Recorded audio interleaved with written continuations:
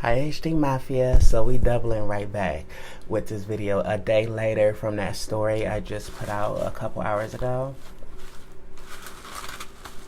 I do want to put a little disclaimer out there to my peoples, my HD Mafia. Do not take some of these stories so personal as far as concerns. I get it, like everyone's entitled to their own opinions, and all these stories are real, raw. You know, these are real. These is my real life situations, but this is not my everyday life. I put these out here for this is what you guys want to hear, because if I was to tell you guys about just all the good stuff, you guys wouldn't want, nobody would tune in for that. You guys want to hear stuff relatable, stuff you can learn from. And that's what I do. And you know how much heart and courage it takes to put something out there so vulnerable that a person can tear you down. That takes strength. If I put it out there on the internet, it is what it is. You know what I'm saying? I'm not ashamed of it at all. There's stories that I haven't even got to yet that you guys gonna gag.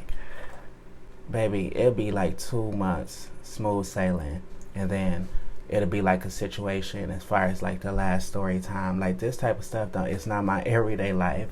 It is good, trust me. Escorting, for some people they may hate it, but honestly it depends on your company.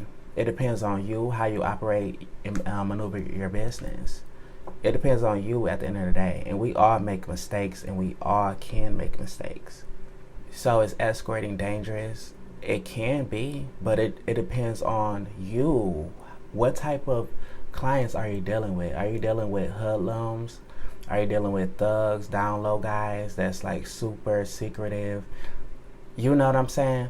And yes, I have dealt with all those type of men. That's how I'm able to even tell you guys any stories. If I didn't have none of these experiences, you guys would never heard of it. The good stories. Okay, let me tell you guys a good story. So this wasn't even a part of no story time, but the story that I put out there a few hours ago about the guy not paying me my money. So anyway, honey, someone called me and they say, "Hey babe, I'm outside, I got your money." I said, "Oh really? You the one from the other day, right?" I went outside and I got my motherfucking money. $200 for that hour session that he owed me from Honey. And this is what I had meant in the last story time. This is not something that I do. It happened, it is what it is. He was someone I had a little faith in of being able to deliver in the first place, because this is not something that I just a guy come to me and say, "Hey, I'm gonna go to the ATM after the session." No, I'm not. For one, that's not something I do, and that's definitely not something I'm gonna do with someone that don't have no type of relationship of no source with a newer client. This guy was a regular of mine. I got thousands and thousands off of him. Okay, I did it in the first place because I believed that I would get my money back. Baby, do you see this? I got my money.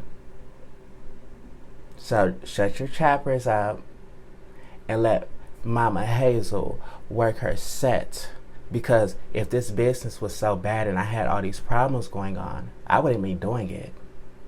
Do you know I was working a 45-hour-a-week job before I started escorting?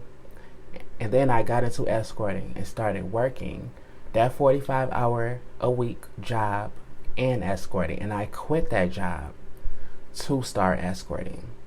If it was that bad, I wouldn't be doing it.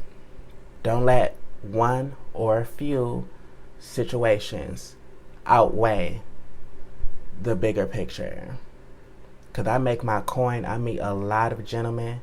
Yes, I do come across guys that's rude. If you're in this business, you have.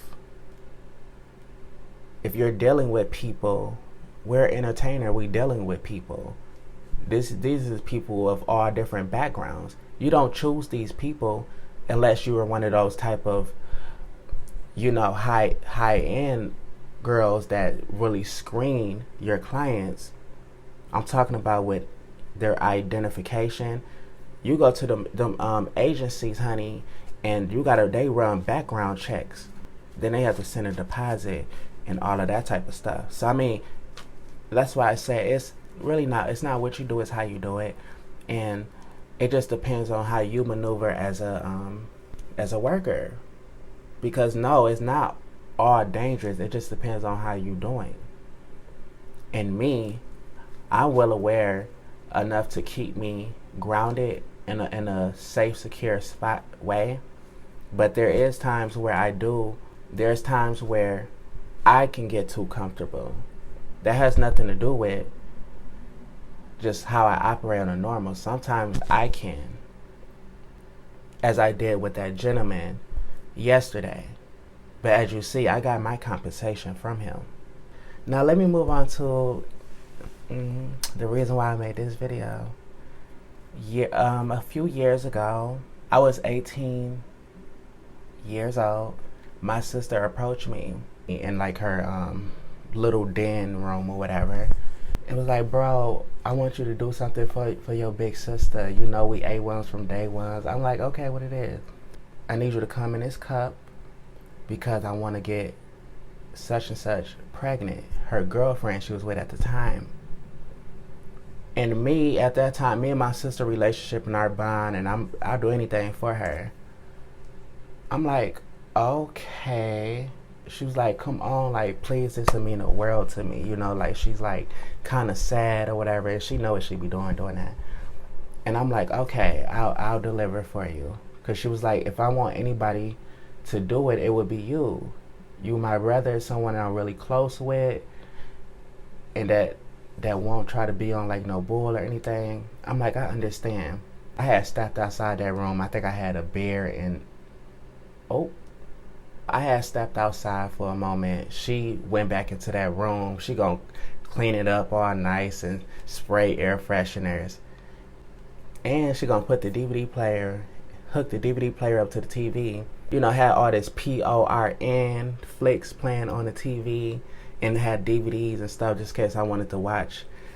She had all of that while she really want me to do this. So I went back into the room and I turned on the TV to, the flicks, and I got myself, comfortable, undressed, and I masturbated into the turkey baster thing. I ejaculated into that. And when I was done, I put my clothes back on and I went straight into my sister's room and I gave it to her. And her girlfriend was so excited. Oh my God, thank you so much. They was just so excited, like they just went straight into the treatment. I went in the bathroom, I wiped myself up with one of the wash rags in there. I went back into the room with my sister. Her girlfriend go back into the bathroom. Next thing you know, I hear her saying, Meatball, you didn't use the nut rag. You didn't, my face towel for the nut rag. I'm like, oh my God, I just thought it was like a fresh, clean towel. It was her face towel that I had used to clean up. And I guess she washed her face with it or was about to. Oh my God, I'm so sorry, girl. My sister and her girlfriend got straight into the treatment. I wasn't in a room or nothing like that. I don't know how they did it. They didn't do it through no clinic, no assistant, none of that.